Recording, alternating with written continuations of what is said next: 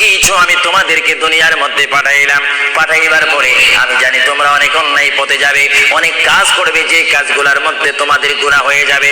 এবং তোমরা গুনাহ করবে তাও আমি ভালো মতো জানি, তোমরা পাপ করবে তাও আমি ভালো মতো জানি।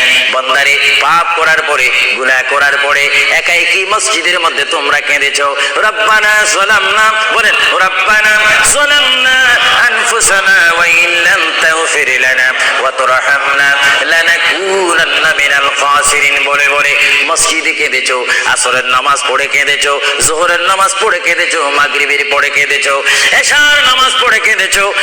বান্দা, নামাজের মুসল্লা যখন বসে যাও, আমি আল্লাহকে তোমরা বারবার বল, আল্লাহ গো আমার গুনাহ মাফ করে দাও। তারপরও আমি তোমাদের গুনাহ মাফ করিনি।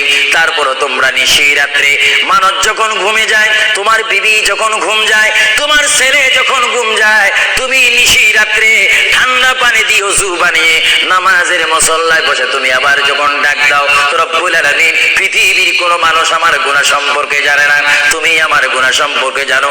আমি এমন গুনাহ করেছি আমার বিবি জানে না, বিবি গুনাহ করেছে আমি জানি না। আল্লাহ, তুমি সব কিচ্ছু জানো।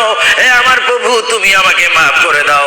আমার আল্লাহ বলে, তারপরও যদি তোমাদেরকে আমি মাফ না করি, তারপরও বান্দা তোমরা আমার রহমতের দরজা থেকে ফিরে যাইও না। আমি তোমাদেরকে হুকুম দিচ্ছি, ওয়ালাউ আন্নাহুম ইয সালামু আনফুসাহুম জাউকা, বান্দারে, যদি গুনাহ করে ফেলো, আমার রহমত থেকে মুখ ফিরে তুমি চলে যাইও না। বান্দা, আকাশ পরিমাণ যদি গুনাহ করো, পাতাল পরিমাণ যদি গুনাহ করো, সাগরের পানি পরিমাণ যদি গুনাহ করো, পাহাড় তুলনায় যদি তুমি গুনাহ করো, আমার দরবার থেকে তুমি নিরাশ হইও না। বান্দা, আমি তোমাকে একটি রাস্তা পাঠিয়ে দিচ্ছি, একটি পথ তোমাকে আমি দেখাই দিচ্ছি। সেই পথটি কোন পথ তোমরা জানো? ওয়ালাউ আন্নাহুম ইয যালামু আনফুসাহুম জাউকা, বান্দারে, যখন তোমরা বরবাদ হয়ে যাবে, তখন তোমাদেরকে একটা পথ আমি তোমাদেরকে দেখাই দিলাম।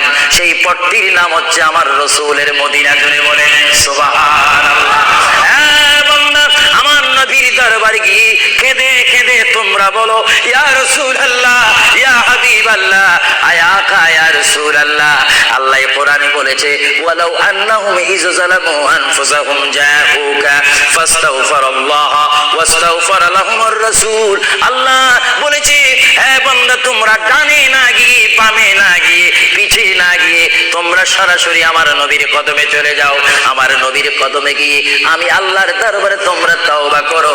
তওবা করতে করতে তোমাদের চোখের পানি যখন বাইর হয়ে যাবে, আর ওই মুহূর্তে যদি আমার বন্ধু যদি তোমাদের জন্য আমার দরবারে সুপারিশ করে, আমি আল্লাহ তোমাদেরকে ওয়াদা দিয়ে দিলাম, গ্যারান্টি দিয়ে দিলাম, আমার রাসূল যদি তোমাদের জন্য আমার দরবারে সুপারিশ করে, সঙ্গে সঙ্গে বান্দা তোমার অতীতের জীবনের কবিরা সগীরা গুনাহ মাফ করে দিব। জোরে বলেন সুবহানাল্লাহ।